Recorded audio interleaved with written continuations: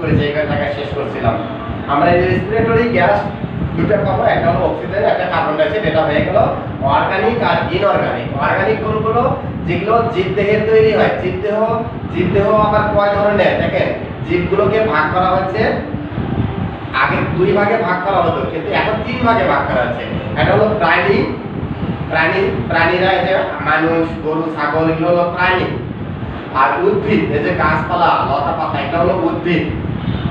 আর এই বাদেও একটা আছে, সেটা হলো মাইক্রো অর্গানিজম, যেগুলো প্রাণীও নয়, উদ্ভিদও নয়, এই যে ব্যাকটেরিয়া, ভাইরাস, ফাঙ্গাস, প্রোটোজোয়া। তাহলে যতগুলো জীব আছে, জীবগুলোকে তিন ভাগে ভাগ করা হচ্ছে। একটা হলো প্রাণী, এটা হলো উদ্ভিদ, আর একটা হলো মাইক্রো অর্গানিজম গুলো। বোঝা গেছে? মাইক্রো অর্গানিজম গুলো আগে প্রাণী বা উদ্ভিদ কল্পনা করা হতো, কিন্তু দেখা যাচ্ছে যে ওদের ভিতরে কিছু বৈশিষ্ট্য আছে প্রাণীর, আবার কিছু বৈশিষ্ট্য আছে উদ্ভিদের, সেই জন্য ওদেরকে আলাদাই করা হয়েছে। ওগুলো হলো মাইক্রো অর্গানিজম বা জীবাণু বা জীব, ক্ষুদ্র ক্ষুদ্র জীব, যেগুলো খালি চোখে দেখা যায় না। সেগুলো কি? Bacteria, virus, fungus, protozoa. ওগুলোর বৈশিষ্ট্য কেমন? কোনো ব্যাকটেরিয়া, ভাইরাসের বৈশিষ্ট্য হলো মানুষের মানে জীবের প্রাণীর মতো, আবার কোনোটা দেখা যাচ্ছে উদ্ভিদের মতো। অর্থাৎ এরা প্রাণীর বৈশিষ্ট্য বহন করে কিছু কিছু, আবার উদ্ভিদের বৈশিষ্ট্য বহন করে, এগুলো আলাদা সেই জন্য করা হয়েছে। যাই হোক, এই যে জীবগুলো পাইলাম, এই জীবদেহের যে উপাদান যেগুলো তৈরি হচ্ছে সেগুলোকে বলা হয় জৈব। আর জীবদেহের বাইরে যেগুলো, সেগুলো হলো অজৈব। যেমন হলো ক্যালসিয়াম, এটা জীবদেহে তৈরি হয় না, এটা ওখানে এটা আল্লাহ প্রদত্তই দেওয়া আছে, মাটিতে এবং পানিতে দেওয়া আছে। হ্যাঁ, তাহলে ইনঅর্গানিক গুলো তো বোঝা গেছে না, এগুলোকে বলা হয় খনিজ পদার্থ। এগুলো মাটিতে এবং পানিতে থাকে, এগুলো গাছে শুষে নেয়। আর সেই গাছটাকে হয়তো ছাগলে খেলো বা গরু খেলো, আমরা তো আবার সেই ছাগলটা গরুটা জবাই করে খাচ্ছি, ওভাবেও আমাদের দেহে প্রবেশ করে। অথবা আমরা যখন উদ্ভিদগুলো খাই সরাসরি, তাহলে উদ্ভিদ থেকেও আমরা পাচ্ছি এই ইনঅর্গানিক গুলো। আচ্ছা, সেগুলো কি কি? সেগুলোকে আবার দুই ভাগে ভাগ করা হয়েছে, একটা হলো ক্যাটায়ন, একটা হলো অ্যানায়ন। এখন ক্যাটায়ন কোনগুলো এটা বুঝতে একটু অসুবিধা, মানে সময় লাগবে, এটা কেমিস্ট্রি না বুঝতে আবার বোঝা যাবে না ক্যাটায়ন কোনগুলো।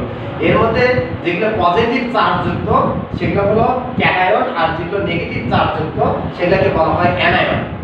চার্জ কি? চার্জ যারা কেমিস্ট্রি ছিল চার্জ পাইছেন তারা, বা ফিজিক্স কেমিস্ট্রি পড়ছেন। চার্জ হলো এমন একটা শক্তি যারা আকর্ষণ বা বিকর্ষণ করার ক্ষমতা রাখে, এটাকে বলা হয় চার্জ। পরমাণুগুলো কিন্তু চার্জিত হয়। কখন চার্জিত হয়? যখন ইলেকট্রন ত্যাগ করতে পারে অথবা ইলেকট্রন গ্রহণ করে, তখনই কেন পরমাণু চার্জিত হয়। ওগুলো বিষয়ে যাব না। তাহলে আমরা ইনঅর্গানিক গুলো কি কি পাচ্ছি? Sodium, potassium, calcium, magnesium, chlorine, phosphate, sulphate এবং বাইকার্বনেট। এগুলো একখানে লিখলে হবে, বা আলাদা করে যদি ক্যাটায়ন আর আয়ন লেখেন তাহলে আরো ভালো। তাহলে ইনঅর্গানিক গুলোকে দুই ভাগে ভাগ করা হয়েছে, ক্যাটায়ন এবং anion. Cat ion, anion. Cation গুলো কি কি?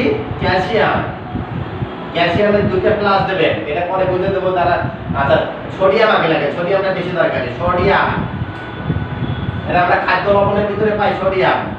তারপরে লেখা হলো পটাশিয়াম, পটাশিয়ামের একটা প্লাস, এই কর্নারে, উপরে এই কর্নারে দেবেন প্লাসটা। তারপরে ক্যালসিয়াম, সিএ, ক্যালসিয়াম। এইটা দ্বারা কি বোঝা যায়? সোডিয়ামের একটা পরমাণু একটা ইলেকট্রন গ্রহণ করছে না ত্যাগ করছে? একটা ইলেকট্রন গ্রহণ করছে না ত্যাগ করছে? ত্যাগ করছে। ত্যাগ করলে প্লাস হয়, বুঝছেন? ত্যাগ করলে প্লাস হয়, আর গ্রহণ করলে মাইনাস হয়। কি ত্যাগ করে? ইলেকট্রন ত্যাগ করে না। ইলেকট্রনের চার্জটা কি? ইলেকট্রনের চার্জ হলো নেগেটিভ চার্জ, মাইনাস চার্জ। আর প্রোটনের চার্জ হলো পজিটিভ চার্জ। কাজে প্রোটন তো আর ত্যাগ করতে পারে না, প্রোটন তো কেন্দ্রে থাকে, নিউক্লিয়াসের মধ্যে থাকে, বুঝছেন?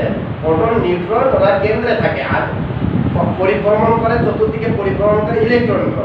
কাজে ইলেকট্রনের চার্জ হলো নেগেটিভ চার্জ। তাহলে একটা ইলেকট্রন চলে গেলে নেগেটিভ কমে গেল, নেগেটিভ যদি কমে যায় তাহলে পজিটিভ কি বেড়ে যাবে না?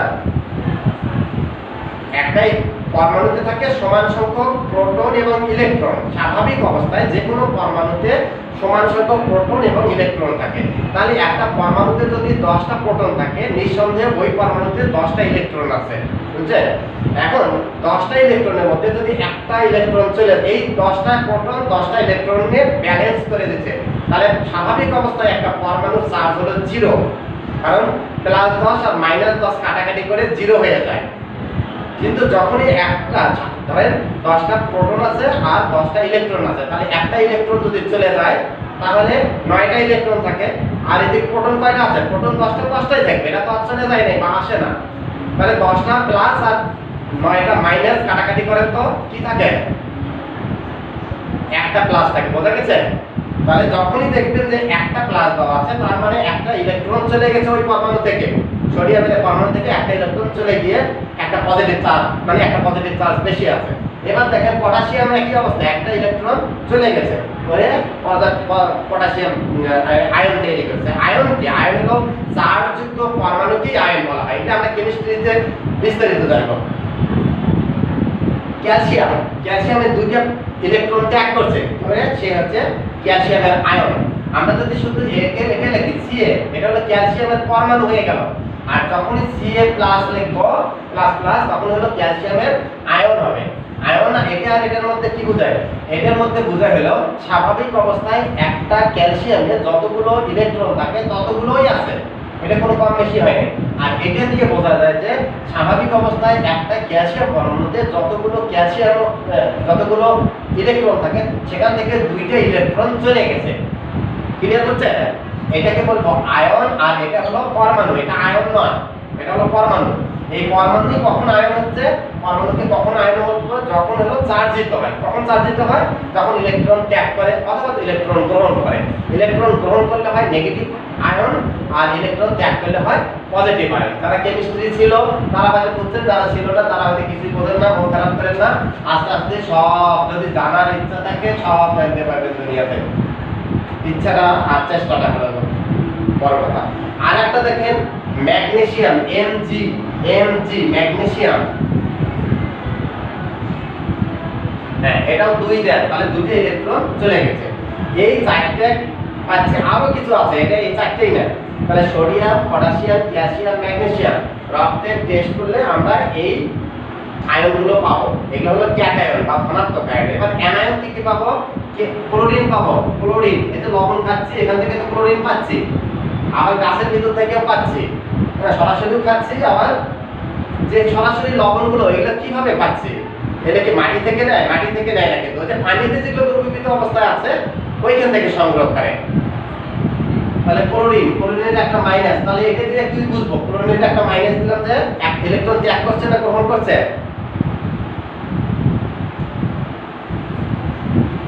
হ্যাঁ, গ্রহণ করছে। ইলেকট্রন ত্যাগ করলে হয় নেগেটিভ আয়ন, ওটাকে বলা হয় অ্যানায়ন। নেগেটিভ আয়নকে বলা হয় অ্যানায়ন, আর পজিটিভ আয়নকে বলা হয় ক্যাটায়ন।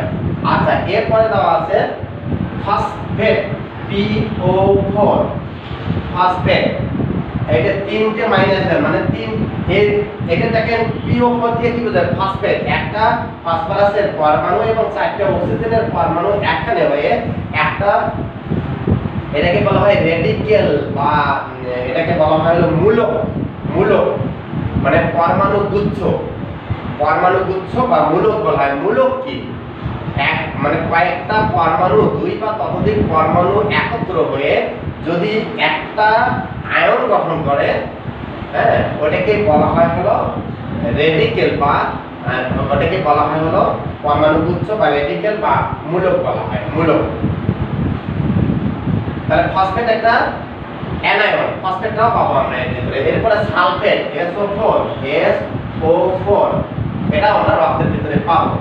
এবার দেখেন SO4 এর 2টা মাইনাস, তার মানে 2টা ইলেকট্রন, একটা সালফারের পরমাণু 4টে অক্সিজেনের পরমাণু একখানে হয়ে এরা সামগ্রিকভাবে 2টে ইলেকট্রন গ্রহণ করছে সবাই মিলে। আর এটা হলো বাইকার্বনেট বা হাইড্রোজেন কার্বনেট, HCO3, এটা হলো বাইকার্বনেটও বলা হয় বা হাইড্রোজেন কার্বনেটও বলা হয়, HCO3। আর এটা হলো চার্জ দেবে হলো, বাইকার্বনেটের হলো একটা চার্জ হয়, কার্বনেটের হলো 2টা হয়, তাহলে বাইকার্বনেটের হবে একটা চার্জ, একটা মাইনাস। এইগুলো ইনঅর্গানিক গুলো, এগুলো হলো চক্রাকারে ঘুরতেছে। উদ্ভিদ বা প্রাণীর দেহ থেকে যাচ্ছে মাটি পানিতে, আবার মাটি পানি থেকে উদ্ভিদ বা প্রাণীর দেহে চলে আসতেছে, এইভাবে চক্রাকারে এগুলো ঘুরতেছে। এগুলোর নাম হলো ইনঅর্গানিক। এগুলা অর্গানিক নয়, এগুলা আমাদের দেহে তৈরি হচ্ছে না।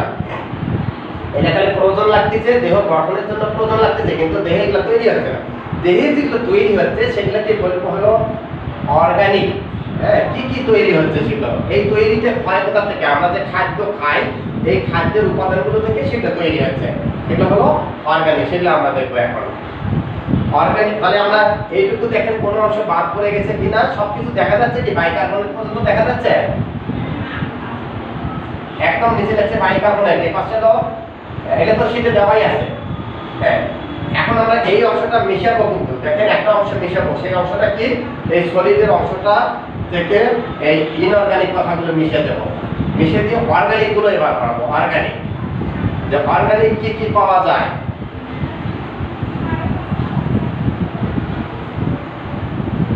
আচ্ছা, এখন এর আরেকটু শুনেন, এগুলো পরবর্তীতে কি কাজে লাগবে। ডায়রিয়া যখন হয় বা কলেরা হয়, একই জিনিসই তো, শুধুমাত্র জীবাণুর পার্থক্য। হ্যাঁ, কলেরা কখন বলবো, ডায়রিয়া কখন বলবো, এটা কি মনে আছে? বলে আবার ভুলে, কলেরা কখন বলবো? হ্যাঁ, 10 বারের বেশি পাতলা পায়খানা হলে কি কনফার্ম ওটাকে কলেরা বলবো? না, কনফার্ম বলবো না। একবারে টেস্ট করে যখন ভিব্রিও কলেরি নামক ব্যাকটেরিয়াটা পাবো, তখনই আমরা কনফার্ম হবো যে এটা কলেরা হয়েছে। বোঝা গেছে? আর যদি না হয়, যদি কোনো প্রোটোজোয়া হয়, তাহলে অ্যামিবা হয়েছে, তাহলে ওটা অ্যামিবিক ডিসেন্ট্রি। ওটা অ্যামিবার কারণে সাধারণত অতগুলো হবে না, 10 বারের বেশি হবে না। ঠিক আছে? টেস্ট না করা পর্যন্ত, কনফার্ম না হওয়া পর্যন্ত, মানে টেস্ট না করা পর্যন্ত কনফার্ম হওয়া যাবে না। এটা একটা আইডিয়া করা হয় যে 10 বারের বেশি হয়েছে, তাহলে সাধারণত ভিব্রিও কলেরি নামক ব্যাকটেরিয়া দ্বারা ইনফেকশন হলেই 10 বারের বেশি পাতলা পায়খানা করে, এটাকে আমরা কলেরা বলি। আর ডিসেন্ট্রি বলি হলো ব্যাকটেরিয়া, অন্যান্য যে ব্যাকটেরিয়াগুলো, ব্যাসিলাস নামক একটা ব্যাকটেরিয়ার গ্রুপ আছে। ব্যাসিলাস শব্দের অর্থ রাজা, মানে ব্যাকটেরিয়াদের রাজা, এই গ্রুপটাকে বলা হয় ব্যাসিলাস। আচ্ছা, এই ব্যাসিলাস যে ব্যাকটেরিয়াগুলো দ্বারাও ডিসেন্ট্রি হয়, আবার অ্যামিবা দ্বারাও ডিসেন্ট্রি হয়। অ্যামিবা দ্বারা যেটা হয় সেটা হলো অ্যামিবিক ডিসেন্ট্রি, আর ব্যাসিলাস দ্বারা যেটা হয় সেটা হলো ব্যাসিলারি ডিসেন্ট্রি। পার্থক্য কিভাবে করব? একটা হলো রক্ত থাকে, তাজা রক্ত থাকে সাধারণত, আর গন্ধ থাকে না, এটা হলো ব্যাসিলারি ডিসেন্ট্রি। আর যেটাতে দুর্গন্ধ থাকে ওটা হলো প্রোটোজোয়া, যে অ্যামিবা দ্বারা হয়, অ্যামিবিক ডিসেন্ট্রি। তারপরে মিউকাস থাকে বেশি।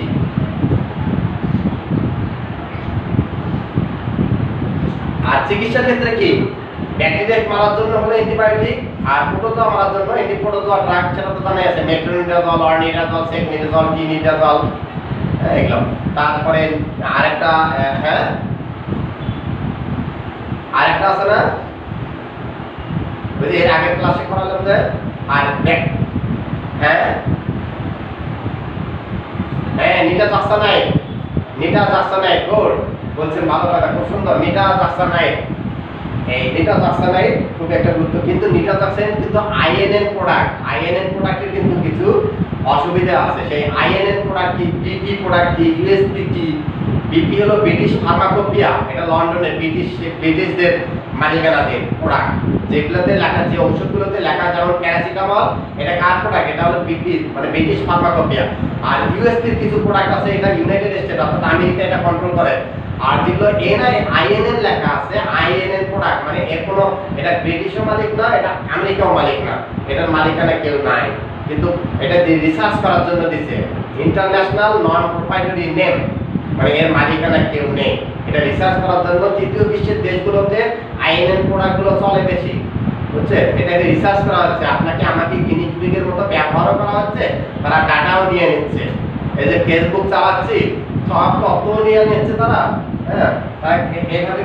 তারপরে ইউটিউব চালাচ্ছে, তারা কিন্তু সব তথ্যই ওখানে বসে থেকেই কালেকশন করতে পারতেছে। ঠিক সেই রকম ঔষধ মার্কেটে দিচ্ছে তৃতীয় বিশ্বে, আমরা ব্যবহার করতেছি, কতজন মারা গেল, কতজন সুস্থ হলো, কতজন অসুস্থ হলো, কি কি সাইড এফেক্ট হলো, কি কি ক্ষেত্রে কোন কোন ধরনের অসুবিধা হচ্ছে, সব ডাটাই তারা পাওয়া যাচ্ছে। এবার দেখেন, আমরা তাহলে অর্গানিক গুলো নিয়ে আলোচনা করবো। ইনঅর্গানিক গুলো মিশিয়ে দিলাম এবং রেসপিরেটরি গ্যাসও মিশিয়ে দিলাম।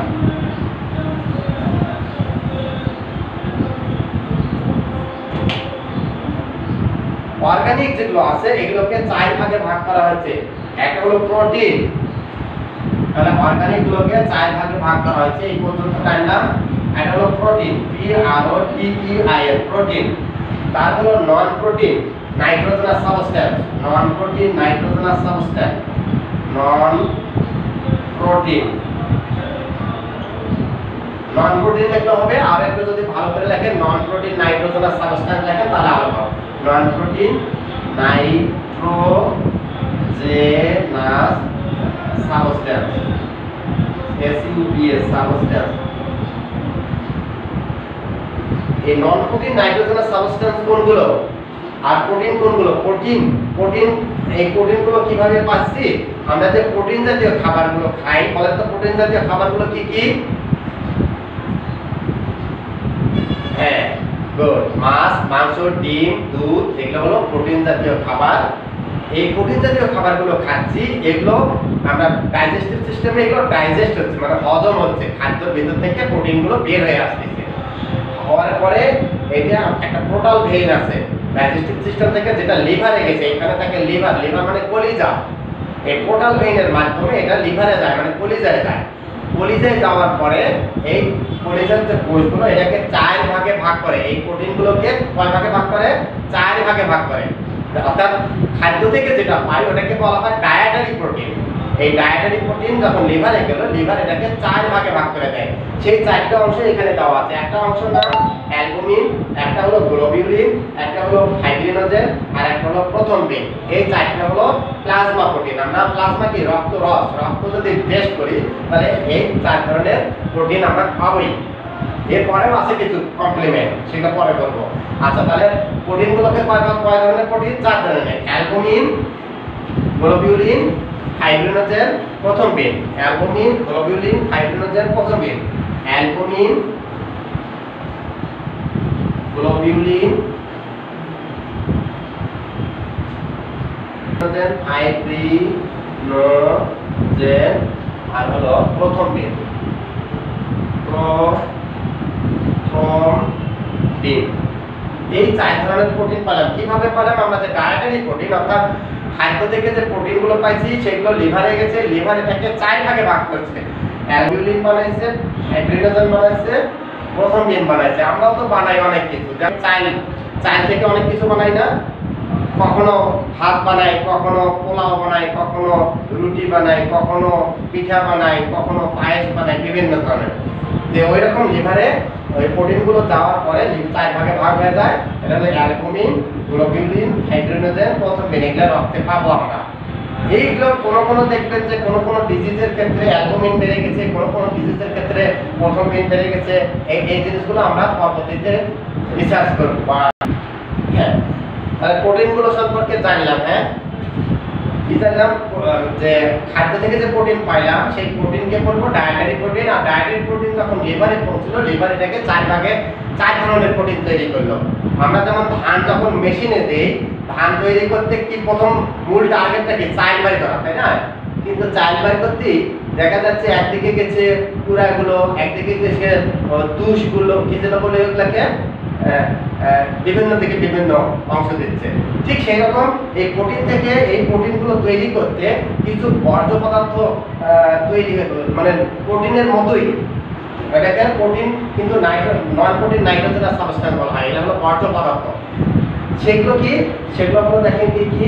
ইউরিয়া, ইউরিক অ্যাসিড, ক্রিয়েটিনিন এবং অ্যামোনিয়াম সল্ট। এই 4টা হলো নন প্রোটিন নাইট্রোজেনাস সাবস্ট্যান্স। এগুলো হলো প্রয়োজনীয় প্রোটিন না, এগুলো নন প্রোটিন। এবং এর ভিতরে নাইট্রোজেন আছে। প্রোটিনের ভিতরে যেমন নাইট্রোজেন আছে, এগুলোর ভিতরে ওই রকম নাইট্রোজেন আছে। এই জন্য এটাকে বলা হয় নন প্রোটিন নাইট্রোজেনাস সাবস্ট্যান্স। আর এগুলো হলো প্রোটিন। প্রোটিন তো অবশ্যই নাইট্রোজেনাস সাবস্ট্যান্স।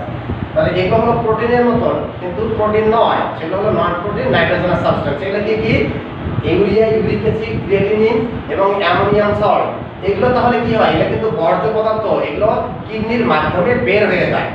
যদি কিডনি নষ্ট থাকে তাহলে কিন্তু রক্তে এগুলো আস্তে আস্তে বাড়তে থাকবে। স্বাভাবিক মাত্রা যেটা থাকে তার চেয়ে বাড়তে থাকবে। কোনো সময় রক্ত পরীক্ষা করে যদি আমরা এই ইউরিয়া, ইউরিক অ্যাসিড, ক্রিয়েটিনিন, এমন বিশেষ করে এই ক্রিয়েটিনিন টেস্ট করা হয়, কিন্তু যখনই কিডনি নিয়ে চিন্তা ভাবনা করা হয় যে কিডনি ঠিক আছে কিনা, ঠিকভাবে কাজ করতেছে কিনা, কোন টেস্টটা দেওয়া হয়? Creatinine test.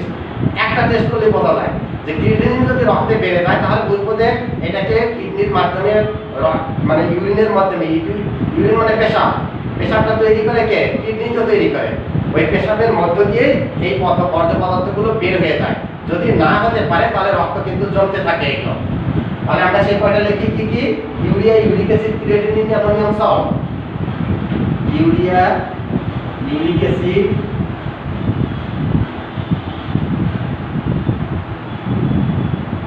Creatinine, ammonium salt.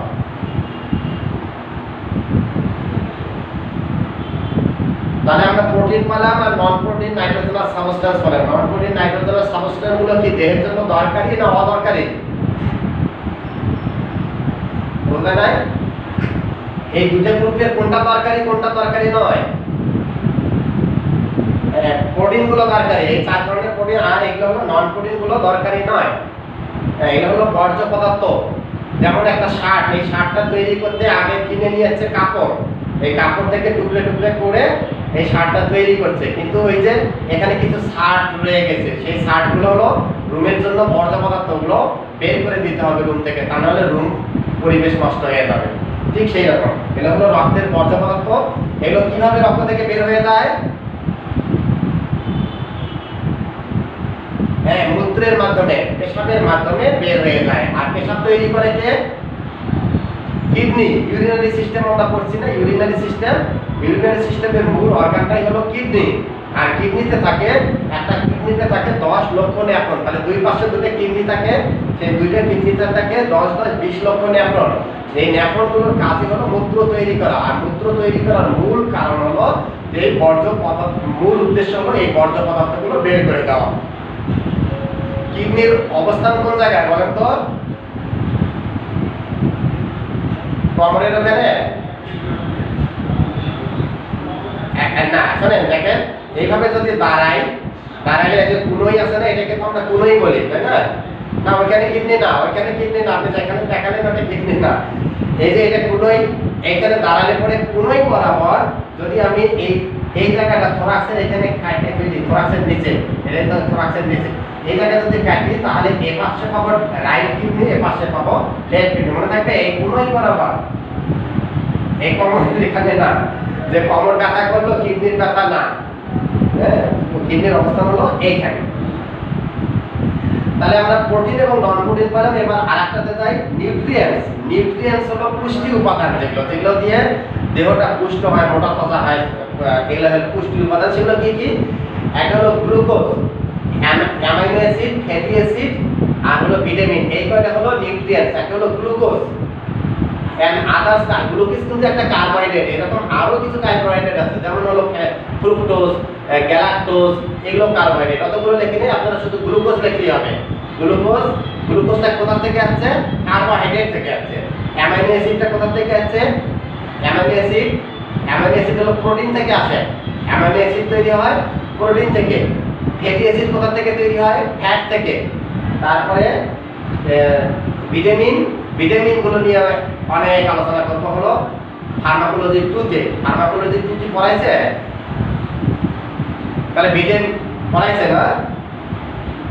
আচ্ছা, ভিটামিনগুলো কি বলেন তো? ভিটামিন সম্পর্কে কতটা আইডিয়া পাইছেন? এগুলো কি? এগুলো আমাদের দেহে কি কাজ করে? এগুলো কোথায় থাকে? কিভাবে পাই?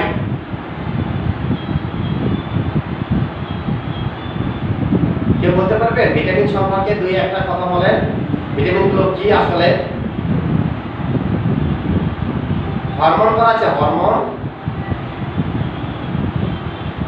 যে এন্ডোক্রাইন সিস্টেম পড়ায় না, এন্ডোক্রাইন সিস্টেম, ওখানে তো এন্ডোক্রাইন গ্ল্যান্ডগুলো পাইছেন, হরমোন কিছু পাইছেন, তাই না? এই যে এই হরমোন এবং ভিটামিন, এই দুইটা গ্রুপ, এটা দুটোই তো বায়োকেমিক্যাল। হ্যাঁ, হরমোনও বায়োকেমিক্যাল, ভিটামিনও বায়োকেমিক্যাল। আচ্ছা, এই কেমিক্যালগুলো কি করে আমাদের দেহে? এগুলো হলো বিক্রিয়াগুলো নিয়ন্ত্রণ করে। আমাদের দেহে যে বিক্রিয়াগুলো হয়, ওই বিক্রিয়াগুলো নিয়ন্ত্রণ করে দুটো গ্রুপে। একটা গ্রুপের নাম হলো হরমোন, আর একটা গ্রুপের নাম হলো ভিটামিন। তাহলে আমরা তো দেখছি যে এন্ডোক্রাইন গ্ল্যান্ডগুলো থেকে হরমোন তৈরি হচ্ছে, এগুলো বিক্রিয়াগুলো নিয়ন্ত্রণ করতেছে। আর ভিটামিনগুলো আমাদের দেহে তৈরি হয় না, এটা খুব কম ভিটামিন তৈরি হয়। যেমন ভিটামিন ডি আমাদের স্কিনে তৈরি করতে পারে, আর একটা ভিটামিন হলো ইন্টেস্টাইনে তৈরি হয়, ভিটামিন ই। আর সমস্ত ভিটামিনগুলো এগুলো খাদ্যের ভেতর দিয়েই দেহে প্রবেশ করাতে হবে। আর যদি দেহে প্রবেশ করাতে না পারি তাহলে এই ভিটামিনের অভাবে অঙ্গের গঠন, অঙ্গের কাজ স্বাভাবিক হবে না। যেমন ভিটামিন এ আমাদের দেহে তৈরি হয় না, এটা খাদ্যের ভিতর দিয়ে প্রবেশ করাতে হবে। তাহলে ভিটামিন এ খাদ্য, এ যুক্ত খাদ্য, আর যদি এটা না খাই তাহলে এর কাজ, ওয়ার্কিং এরিয়া কোথায়? ভিটামিন এর ওয়ার্কিং এরিয়া হলো চোখ, এই যে চোখের অঞ্চলে, চোখে রেটিনার উপরে কাজ করে। এরকম ভিটামিন ডি তৈরি হচ্ছে সূর্যের আলোর উপস্থিতিতে। আমাদের স্কিনটা ভিটামিন ডি তৈরি করে কার দ্বারা? ওই যে ফ্যাট থেকে তৈরি করে, ফ্যাট, কোলেস্টেরল থেকে এটা তৈরি করে। হ্যাঁ, কোলেস্টেরল ভেঙে ভিটামিন ডি তৈরি হয়। এই ভিটামিন ওয়ার্কিং এরিয়া কোথায়? এর ওয়ার্কিং 1 নম্বর এরিয়া হচ্ছে হাড়। হাড়ের যখন গঠন হয় তখন এই ভিটামিন কাজ করে, এই ভিটামিন ডি এখানে ইনভলভ থাকে। আবার মাসেলে কাজ করে। তাহলে এগুলো হলো ভিটামিনের ওয়ার্কিং এরিয়া। তাহলে প্রত্যেকটা ভিটামিনের আলাদা আলাদা ওয়ার্কিং এরিয়া আছে। তাহলে এটাকে ভিটামিন মানে হলো খাদ্যপ্রাণ নাম দিল কেন? এটা হলো মূল খাদ্যের ভিতর কিছু ফাইবার না থাকে, ভিটামিন থাকতে হবে। যদি না থাকে তাহলে ওই যে বিক্রিয়াগুলো নিয়ন্ত্রণ করতে পারবে না, ফলে ওর ওয়ার্কিং এরিয়াতে কাজ হবে না বেশি। যেমন ভিটামিন ডি যদি দেহ তৈরি করতে না পারে তাহলে বাইরে থেকে দিতে হবে খাদ্যের মাধ্যমে। হ্যাঁ, আর খাদ্যের মাধ্যমেও যদি না পায় তাহলে তো হয়তো ঔষধের মাধ্যমে। বোঝা গেছে? এটা তো শেষ অবস্থা হলো ঔষধের মাধ্যমে। আচ্ছা, সেগুলো আমরা পরে আলোচনা করব। তাহলে আমরা প্রোটিন পেলাম, নন প্রোটিন পেলাম। এবার দেখেন হলো নিউট্রিয়েন্টস। তাহলে নিউট্রিয়েন্টস গুলো কি কি? নিউট্রিয়েন্টস গুলো হলো গ্লুকোজ এবং আদার্স কার্বোহাইড্রেট, যেগুলো যেমন হলো কি ফ্রুক্টোজ, গ্যালাক্টোজ। এগুলো ফ্রুক্টোজের যে ফল থেকে যে কার্বোহাইড্রেট পায় সেটা হলো ফ্রুক্টোজ। তারপরে গ্যালাক্টোজ, তারপরে ম্যালটোজ, এগুলো সবই কিন্তু গ্লুকোজেরই ভাই। এটা হলো কার্বোহাইড্রেট। এবার অ্যামাইনো অ্যাসিড কোথা থেকে পাচ্ছি? এটা হলো প্রোটিন জাতীয় খাদ্য থেকে পাচ্ছি। ফ্যাটি অ্যাসিড কোথা থেকে পাচ্ছি? ফ্যাট জাতীয় খাদ্য থেকে পাচ্ছি। এই যে ফ্যাটি অ্যাসিডের মধ্যে আরো কয়েকটা আছে, গ্লিসারল, ট্রাইগ্লিসারাইড, কোলেস্টেরল, এগুলো কিন্তু ফ্যাটি অ্যাসিডের অংশ। এরপরে ভিটামিন, এগুলো হলো তাহলে নিউট্রিয়েন্টস গুলো। আর আদার্স কি কি আছে? এর বাদেও রক্তে আমরা কিছু পাবো, সেগুলোকে বলছি আদার্স গুলো যেমন হরমোনগুলো রক্ত টেস্ট করলে হরমোনও পাওয়া যাবে, কারণ হরমোন তো যাওয়ার কোনো নালী নাই। এনজাইম যেমন নির্দিষ্ট নালী পথে চলে, হরমোন কিন্তু যাওয়ার নির্দিষ্ট নালী নয়। ফলে কি হয়? এরা রক্তের মধ্য দিয়ে গমন করে। ঠিক আছে, রক্তের মধ্যে যায়, আর রক্ত তো এমনি চলছে দেহে, তাহলে রক্ত স্রোতের মাধ্যমে এগুলো পরিবাহিত হয়। আর সেজন্য এগুলো হলো হরমোন। আর হরমোন কোথা থেকে বের হয়? এন্ডোক্রাইন গ্ল্যান্ডগুলো থেকে, পিটুইটারি গ্ল্যান্ড, থাইরয়েড গ্ল্যান্ড, তারপরে হাইপোথ্যালামাস, কিডনির উপরে থাকে অ্যাড্রিনাল গ্ল্যান্ড, প্যানক্রিয়াসে থাকে islets of Langerhans, testis, ovary, এগুলো হলো এন্ডোক্রাইন গ্ল্যান্ড। আর এগুলো থেকে হরমোন সিক্রেশন হয়, হরমোন বের হয়, আর এই হরমোনগুলো রক্তে দিয়ে গিয়ে নির্দিষ্ট জায়গায় কাজ করে। তাহলে এই রক্ত টেস্ট করলেও আমরা এই হরমোন পাবো।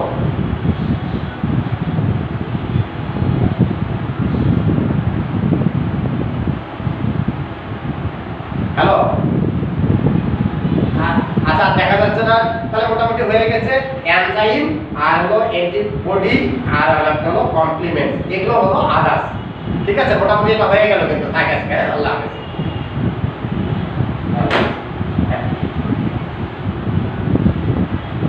হ্যাঁ,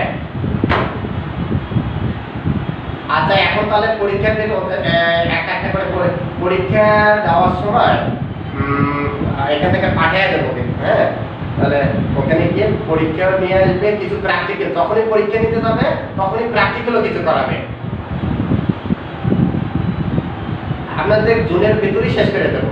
জুনের পরে জুলাইয়ের 1 তারিখও লাগবে না, জুনের ভিতরে, জুনের 25 তারিখের ভিতরে আপনার কমপ্লিট করে দেবো। ঠিক আছে, এর ভিতরে পরীক্ষা হবে, সবই হবে। তাহলে প্রথমের দিকের পরীক্ষাগুলো নিতে থাকি নাকি? হ্যাঁ, আপনার স্যারের সাথে একটু কথা বলে নেন।